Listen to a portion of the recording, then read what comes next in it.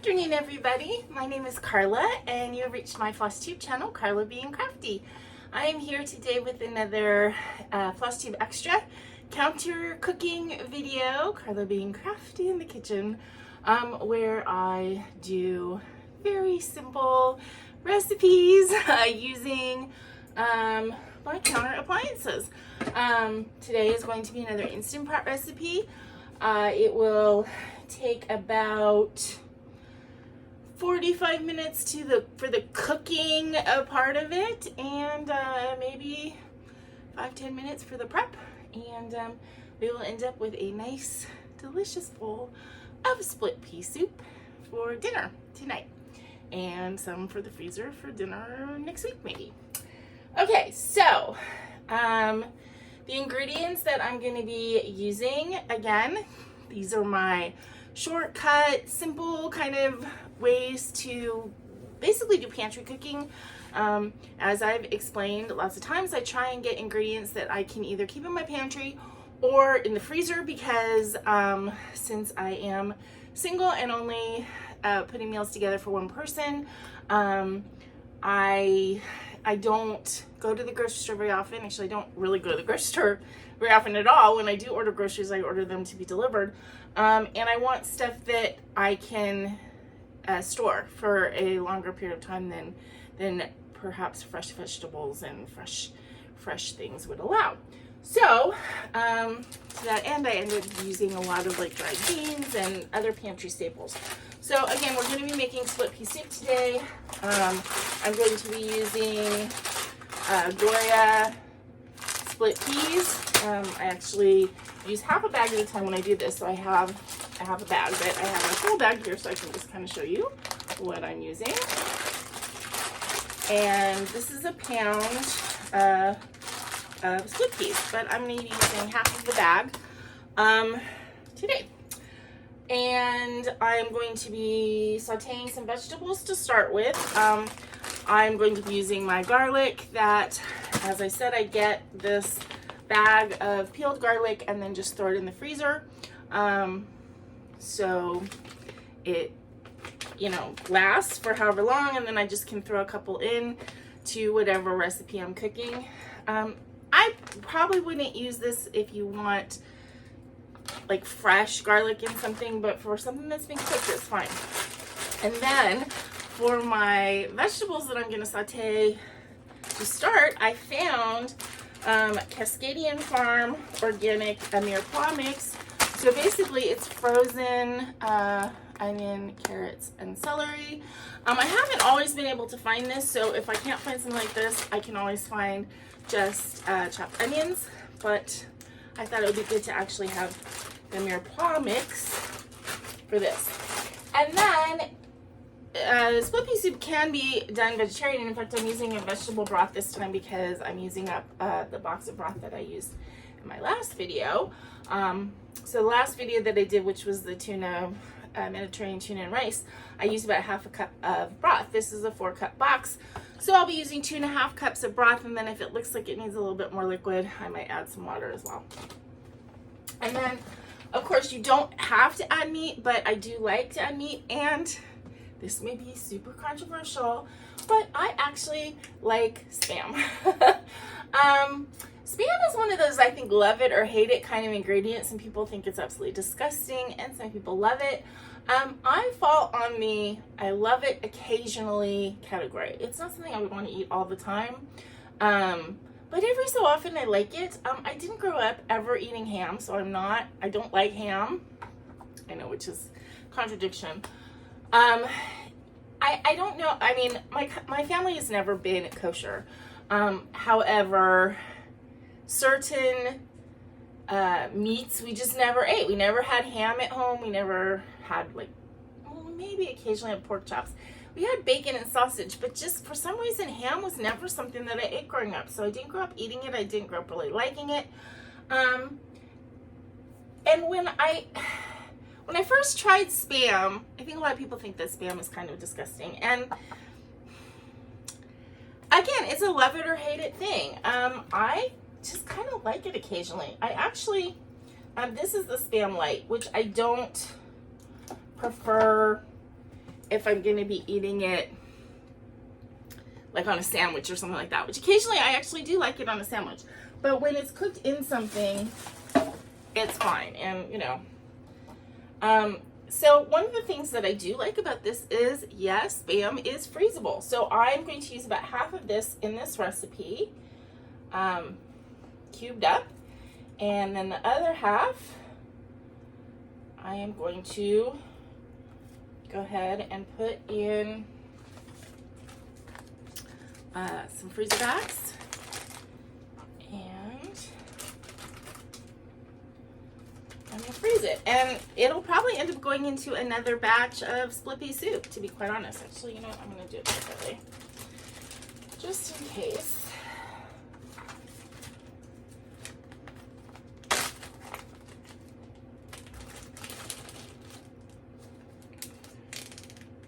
So yeah, so you can go ahead and freeze this, and then it lasts even longer. I think once you open the can, it needs to be eaten within like 7 days. So this is gonna go back in my freezer. Okay, and then the rest of it, I'm just going to cube up. But while I'm doing that, let's go ahead and start the saute function on the Instant Pot. And we're going to just put a little bit of olive oil in the bottom here.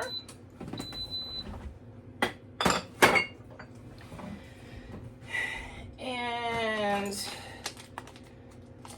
while that is heating, the saute function technically has to heat up, but I always start it before I just throw stuff in. I'm going to throw in my garlic cloves.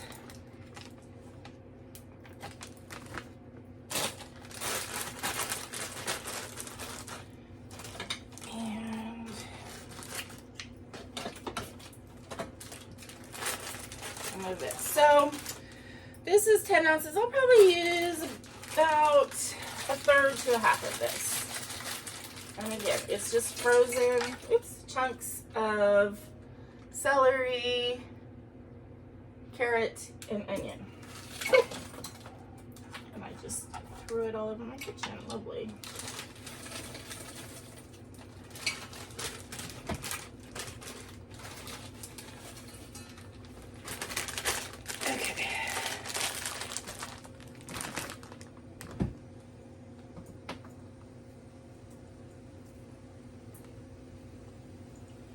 It's better if you don't throw it all over your kitchen.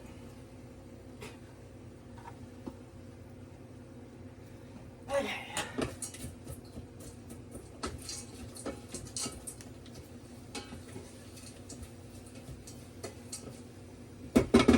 So we'll let that just saute a little bit, and while that's going, I'm just gonna cut this up into little cubies.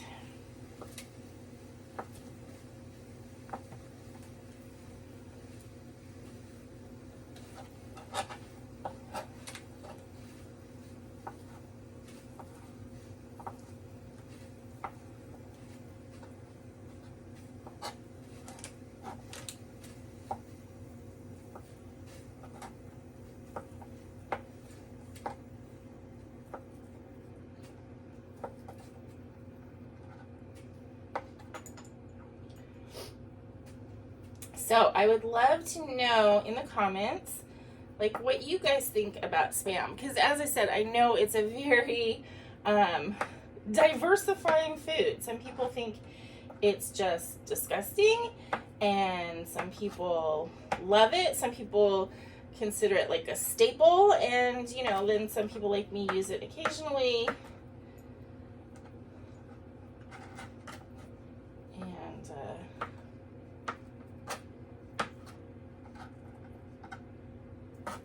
When the pandemic was happening, and I was like trying to stock my pantry, I mean, I'm sure you guys remember there was a point where getting groceries, it was difficult, and there was a lot of things that weren't available. And I had ordered 2 cans of Spam to, you know, just have as a pantry item. and I guess they didn't have regular or whatever available, so the one that they sent me was the one flavor that I would never eat. It was like the cracked pepper or something, and I didn't even open those cans. They ended up going into a donation box because, yeah, it was just like the one flavor that I absolutely would never want to try. Although I really haven't tried any other flavors besides just regular and the light.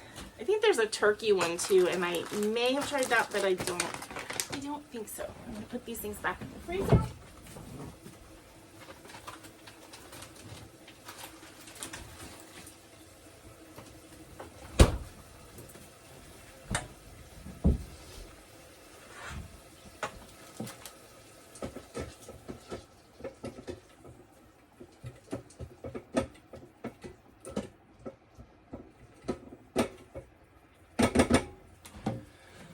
Okay, we just want that to get a little bit of a caramelization on it.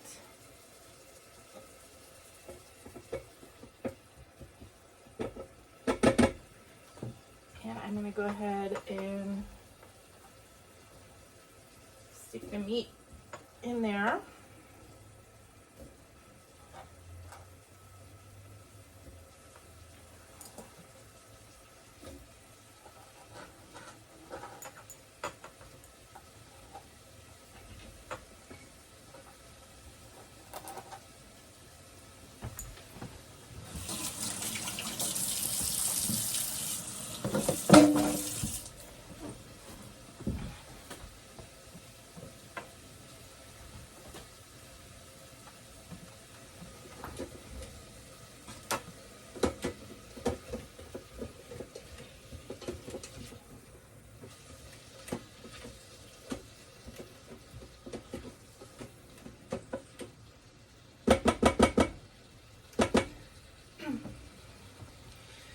Now, one thing, when you are using the saute function on your Instant Pot, the saute function is just great because it means that you can make things that where, you want your meat browned or something like that. You can all do that and don't have to, use another appliance or anything like that. So I love the saute function. It does get pretty hot, so you want to make sure that you keep an eye on stuff in it. And, don't walk away from it.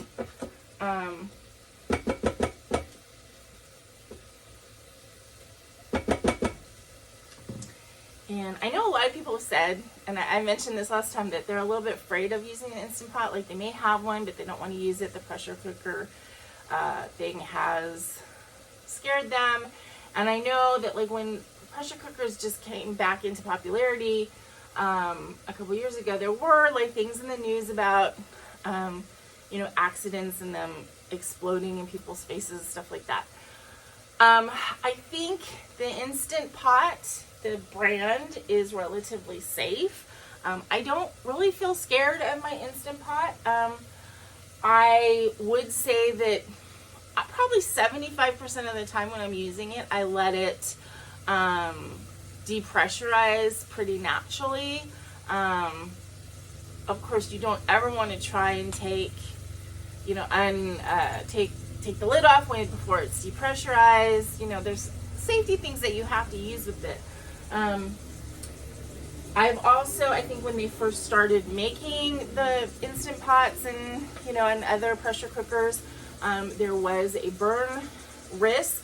This model has a burn alarm or burn sensor.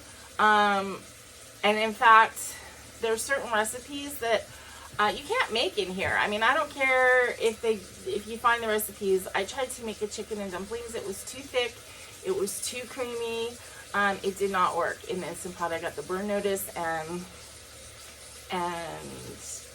the problem with a pressure cooker is that you can't just take off the lid and stir it, right? You have to depressurize it and then stir it and then repressurize it. So it's like when you start getting the burn notice, it's pretty much like, forget it. So I mean, that is a safety feature, which I guess is a good thing. So there's certain things I would be wary about making in the Instant Pot because of the fact that it, you know, you got that heating element on the bottom. I wouldn't want to make things that have a, you know, like soups or whatever that have a high sugar content because, again, of burning. Or creamy things or anything that's really thick. No. But for soups and all these kinds of things that I'm showing you guys with the beans, they're like so good. They're just, it's so quick and easy and really like it has as good a flavor, I think, as cooking for a really long time. So I know a lot of people would say that they would prefer to use like a slow cooker. I'm not super comfortable with a slow cooker unless I'm home all day. And so if I'm home all day, that's fine, but it's not something I would put on and go to work, which I know is sort of the intention of it, but I don't feel comfortable with that. So I guess to each his own. Okay, so it looks like it's kind of drying out in here. All the oil has kind of been absorbed and it's starting to caramelize a little bit. So we're down to the last steps. We got our half a package of split peas. And we've got our 2.5 cups of vegetable broth. I've made this using chicken broth as well.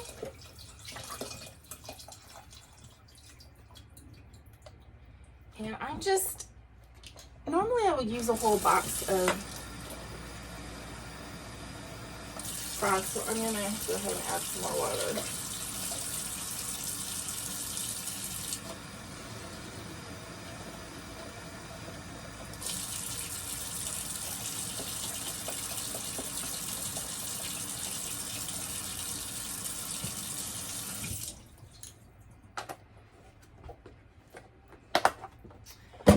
And then other than that, I'm just going to add a little bit of salt and pepper. And I just splashed myself.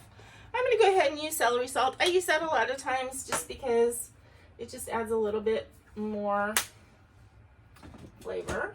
You could also use seasoned salt and a little bit of white pepper.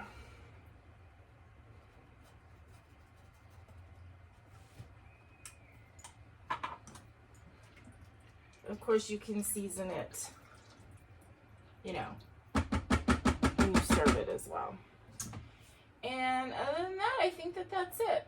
I'm looking to see if I have any bay leaf or anything like that, but I don't think I do. So we're gonna go ahead and let that be it. So I turned off the saute function. Oh, there's a little piece of celery. And we're gonna seal the lid. And we're gonna go ahead and do the bean chili tab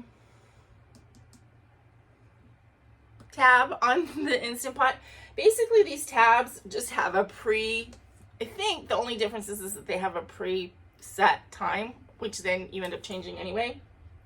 But, and I'm gonna do the bean chili for 15 minutes. And then I do have a recipe book that is for the Instant Pot, and I just referenced it, how long that they said to cook it. So they said 15 minutes and then let it release naturally for 15 minutes, and then that's it. So it'll probably be about 45 minutes before I come back, because of course it takes time to get up to pressure, and then 15 minutes of cooking time and 15 minutes of release time, and then I will be back to show you what the split pea soup looks like. So thank you for watching so far, and I will see you in a little bit. And we're back. So it has been about 45 minutes-ish. My up timer is at 19, so it's been releasing for 19 minutes. So we need to do the quick release for the rest of it, and then we can open up and see what we got in here.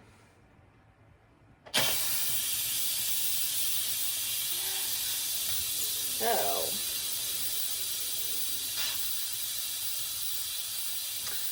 interesting how some things, like when you hit the quick release after 15 minutes, it's like it's almost done, and some seem to take longer. And I guess maybe that has to do with like the water content or whatever in the item. Like soup has more water, so there's going to be more steam stuff that comes out. I don't know if that has anything to do with it, but it seems like the soups take a little bit longer to release. Okay, my little button popped down, so I'm going to open it. The steam smells good, I can tell you that. Ooh, and it's all bubbly.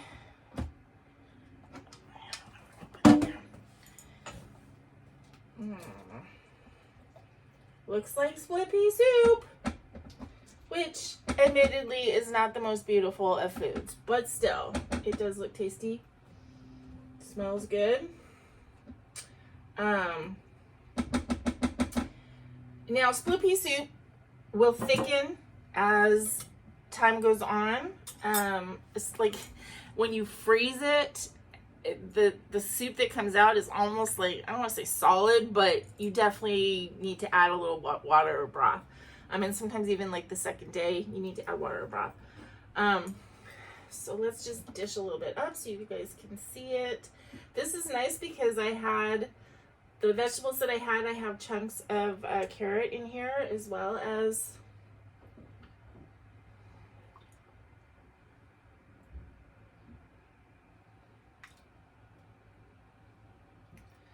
and as I said, admittedly, split pea soup is not the most beautiful food in the world, but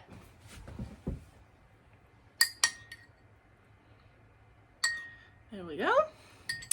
So, if you've ever traveled in California, there are 2 locations of Anderson's split pea soup, which is like the iconic split pea soup in Buellton, California, in